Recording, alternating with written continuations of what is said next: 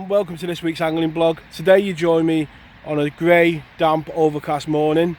I've got a week off work and I'm hoping to get out and do a bit of piking. Over the weekend I did a couple of sessions for chub. There was a window of opportunity where the river was at a good level, so I took that and did 2 chub sessions, knowing that I had the week off work to hopefully go for pike. Sunday night it decided to rain all night, so the river now has got a lot of colour to it, and as you'll see in a minute, it's got a lot of colour to it.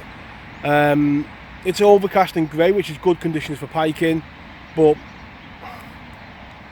there's about a foot visibility, as you'll see in a minute, so not great conditions. And if I'm brutally honest with you, I think I'm just going to do till dinner time and maybe call it a day, and then try again tomorrow, because they give it dry all day tonight and tomorrow, so later in the week we might get some good conditions. But today there's a bait in the water, and I'll just go over the approach that I'm going with today to try and get a bite. One bite will do. We've just got to hope that one of the a pike is hungry. So yeah, let's have a look at the setup and what we're going to be doing today to hopefully get a bite. Right, so bait number 1 going out is a mackerel jack. We'll put a bit of oil in it.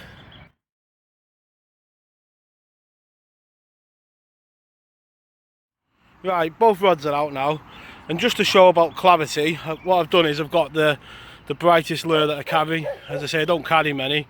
As you can see there, it's on top of the water and it's out of sight. So what, maybe a foot, you just start to see it there. It's out of sight, probably a foot and a half maybe clarity. I say it's not great, and I don't normally lure fish, but I think this today could be our only chance of a fish. If that goes past something, they're going to see it. Other than that, we've just got to hope something sniffs out a bait. So anyone who's watching all the pike videos, the aim today is not to go top to bottom on my backside. If we do that, we've at least accomplished something today. It is a right muddy peg. I'm going to say chucked a couple of stones in it now to give you a bit of a footing as you go down to get the rod. But yeah, let's try not to get caked in mud, eh? And regardless of how unlikely you think a bite's going to be, you've got to be prepared. Have your gear ready, think positive. I know it's hard on days like this where conditions don't look great, but yeah, still go through it, get into the routine of get your rods out, get your net out, get your area set up to unhook them, because a bite, as soon as you cast in, a bite can come at any time. So yeah, always make the effort to be prepared. And as you can see there, it is persisting down, and it's not that rain that's like heavy. It looks heavy on this picture, but it's just that fine rain, like Peter Kay says, that soaks you through. Yeah, it is just persistently grey, a damp day. It has given it to clear in the afternoon, but yeah, it is good conditions. Other than that, grey and overcast is a lot better than bright skies and clear. It's just the clarity that's worrying me today, I've got to admit. But yeah, it hasn't stopped raining since I've got here. I just hope it stops so we can get out later on in the week. So both rods are out now, as you can see, both on a ledger setup. You can see a bit there, the clarity of the water, like it's not great. And the pan on, there's a bit of behind the scenes at Danny's angling blog. And there's the other rod there, both on a ledger setup, just sitting back and, I say, hoping that it sniffs it out. And there we go, there's a run.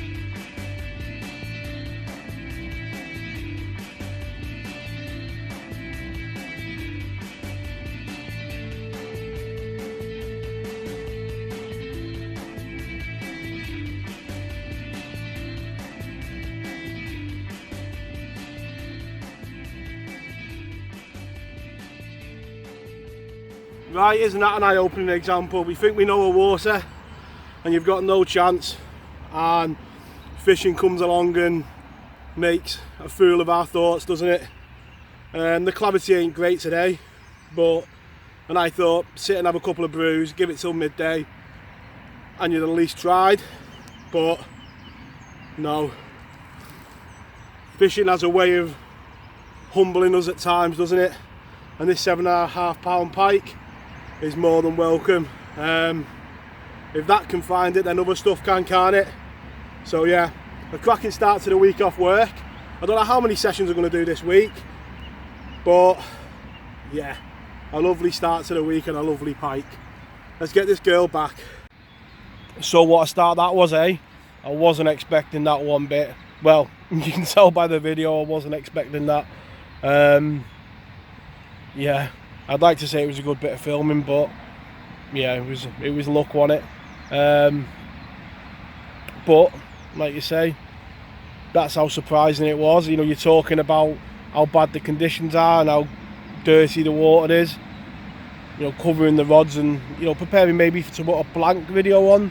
You know, you come and, you know, build it, do it as part of the week, but as you've seen there, the rod just screamed off. And if anyone wants to know what it's like, I go through the setups on the video, but that's it in action. That's how it goes, and that's the excitement of piking.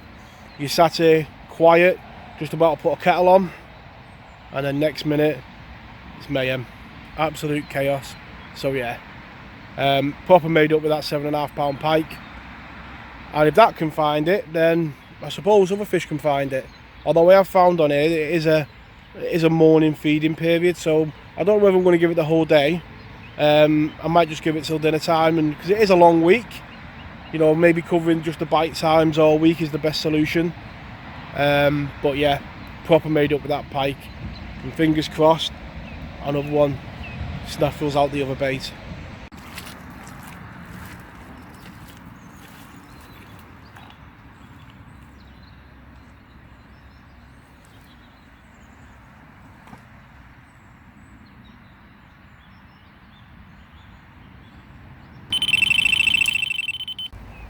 Right, the rod's just gone again.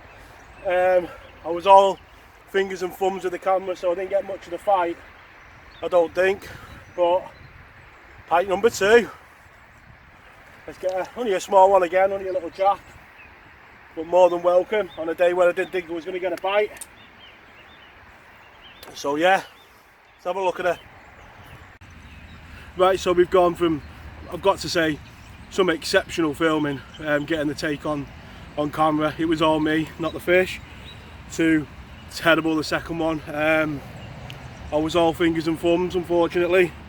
But yeah, it's lovely, just over 10 pound pike, and you can see there the difference in the pike. It's probably about similar length to the other one, but it's got the depth here.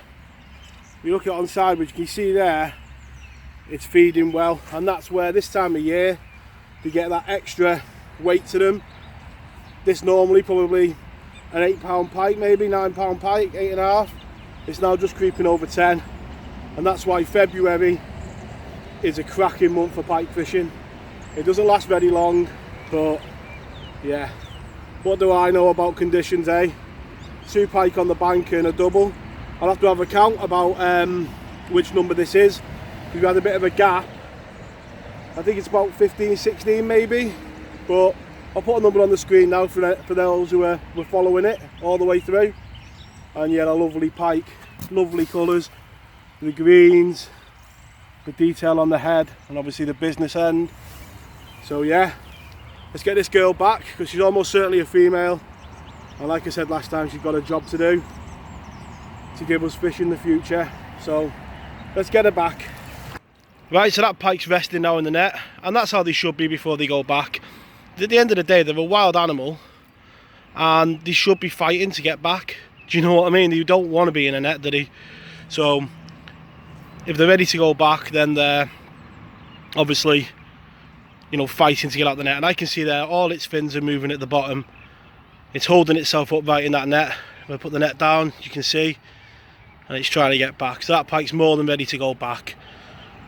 Right, and just before I put her back, This is probably a good angle to see what I mean.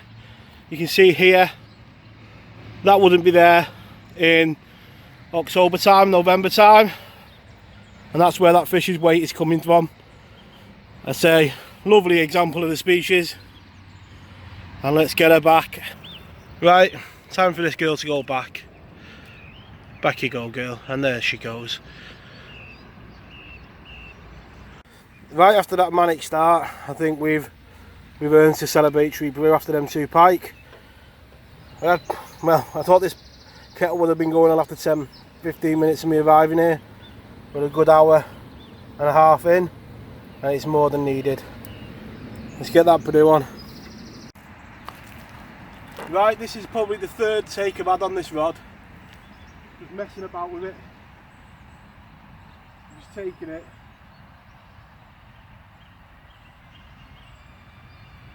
Very finicky bite. Very.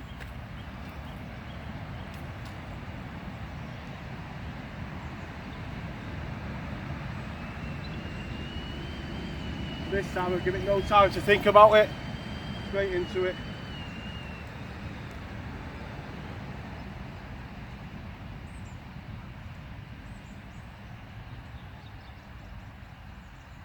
As expected, plenty of head shaking because I've struck early, so. But it is probably the 3rd dropped run, maybe on this rod.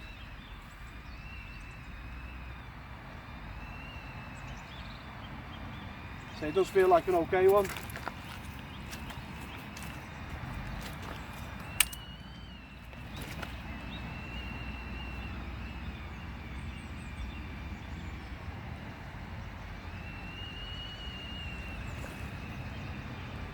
So the third pike of the day.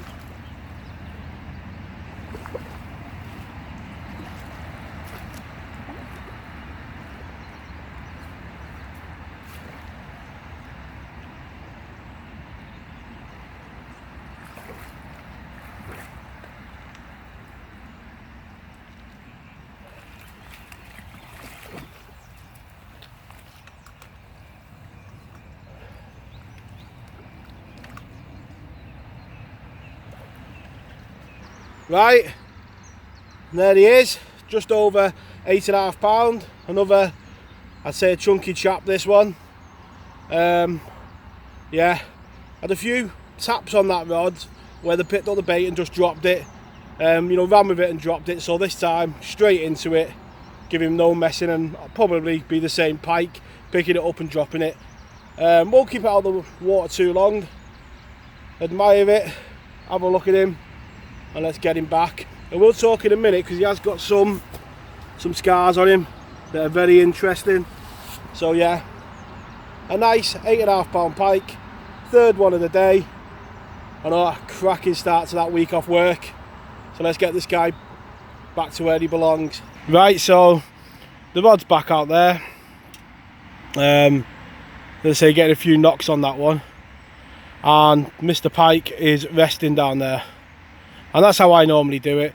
While the pike's resting, get the rod back out. That net's big enough if you get another run, fit them both in. And I've done the blog, so if the other one swims out, it's not a disaster. And yeah, just going to get this cup of tea. I'm determined to get this cup of tea down my neck. So kettles are back on, and Mr. Pike can wait down there and rest for a bit until I've had this brew.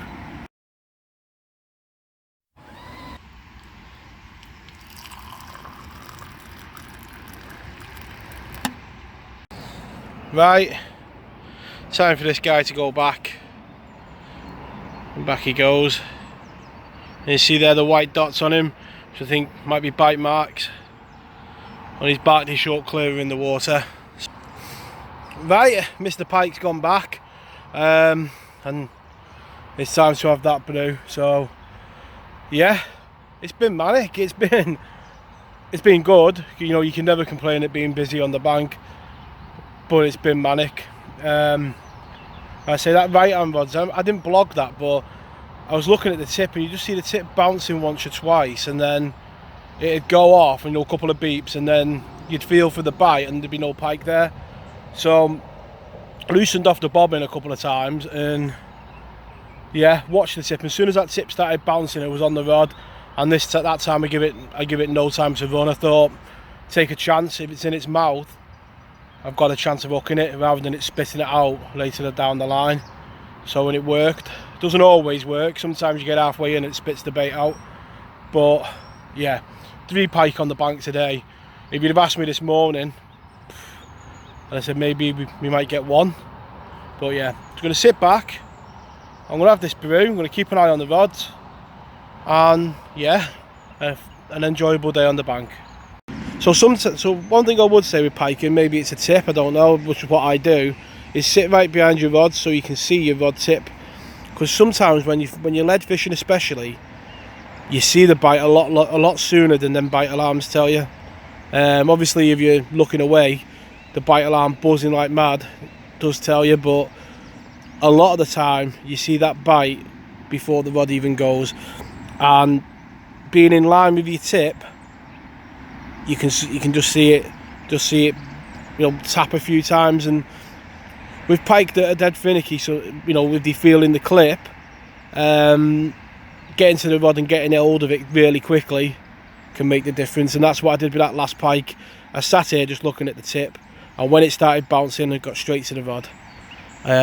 So yeah, sit back now and hopefully just chill out. I'm off work. The rain's gone, as you can see.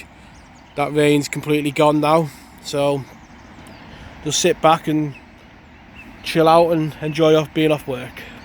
Right, so just while I'm having this brew, I'll just talk about my thoughts. That's 3 pike, 2 of them probably jack pike, 1 of them maybe a female,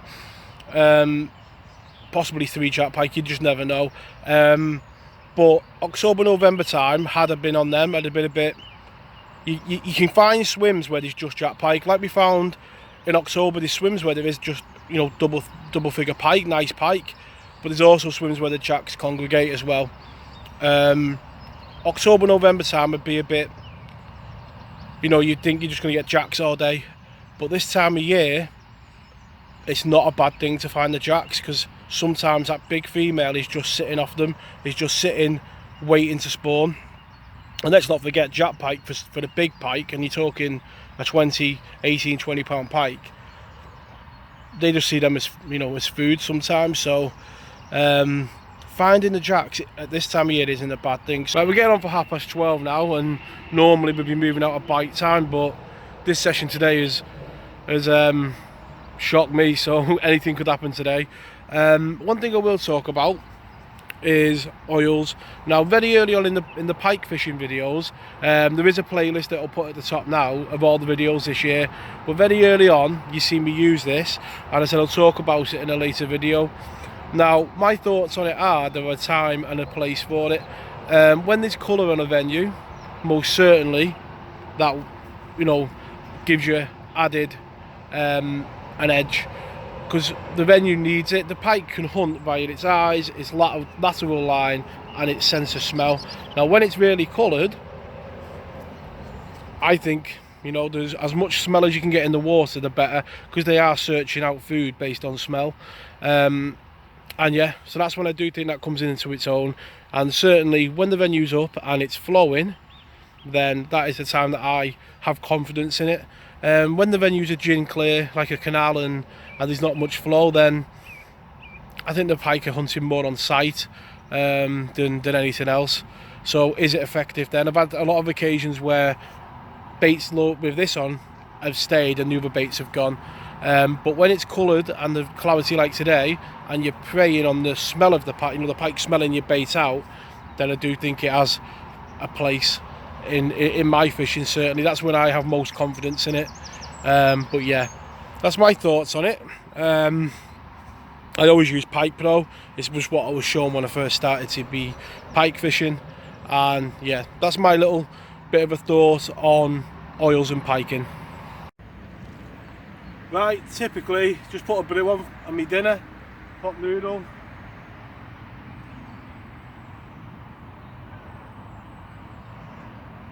And the rods, just pulled out the clip.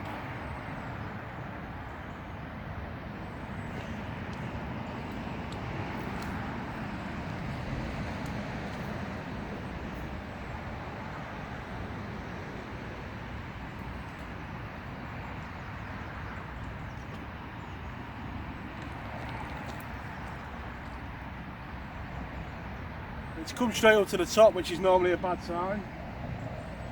But I think it's wrapped around the trace, it's around the line actually.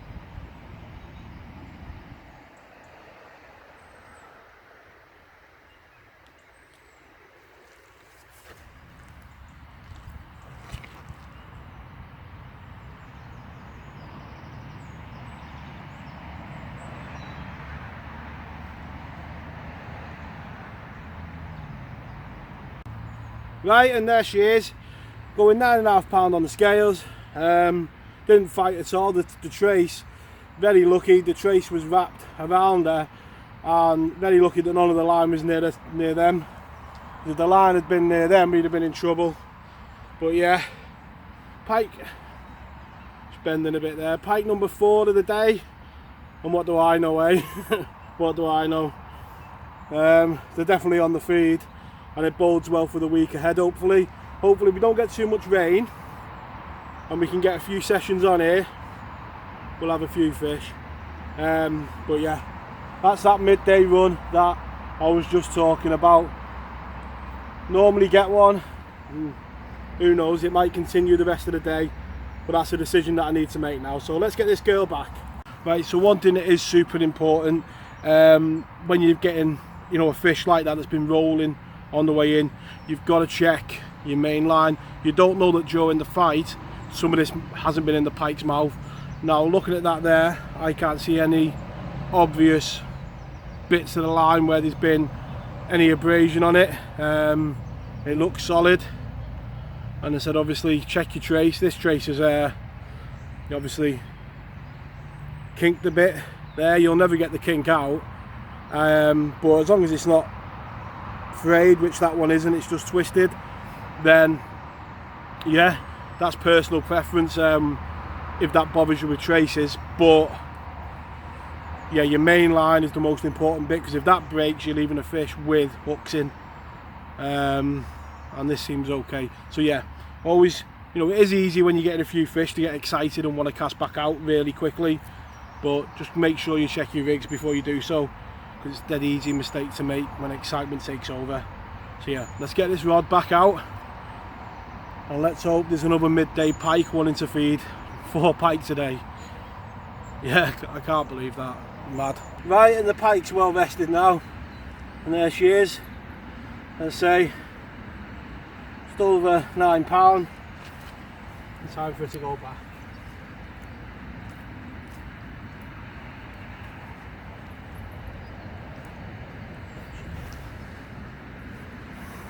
And that's how they should all go back, the same way they come in, although she come in like a sack of spuds, so that's the wrong thing to say.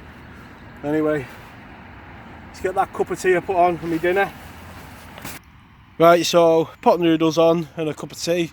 Yeah, just put that pike back, 4 pike today, unbelievable. So I'm going to sit back, the rods are back out, and we'll see if there's any more pike out there also wanting some dinner.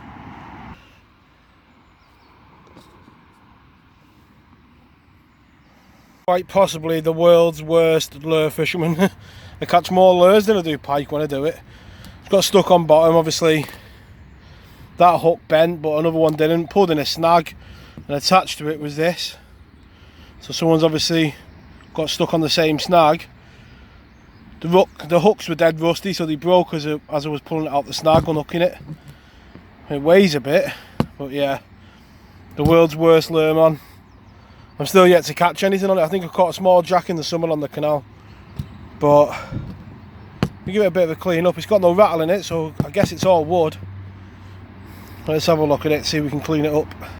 Right, so it's about 2:30 now, and predictably the last 2 hours have been really quiet, which is just the norm on here really. I have been working on cleaning the lure up a bit, but as you can see, still a long way to go. But somebody somewhere along the line, maybe a few years ago, because it was quite rusted, the hooks, has lost a nice lure. When it's fully clean, I'll put it on one of the blogs. So yeah, really quiet as predicted, but when a day is so drastic from what you expected as this, it's hard to leave, because coming here today I didn't really expect a bite. Really, I really didn't expect me to get a take. It was dirty coloured water, and we were sat here with 4 pike, 1 double, 1 near double and 2 jacks. So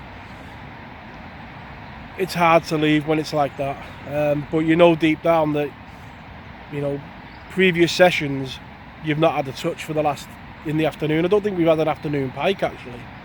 So yeah, 2:30.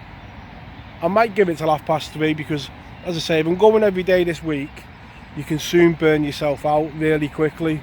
So yeah, maybe next time it might just be worth doing till 1 o'clock and knocking it on the head, but I'll give it another hour and see how we do.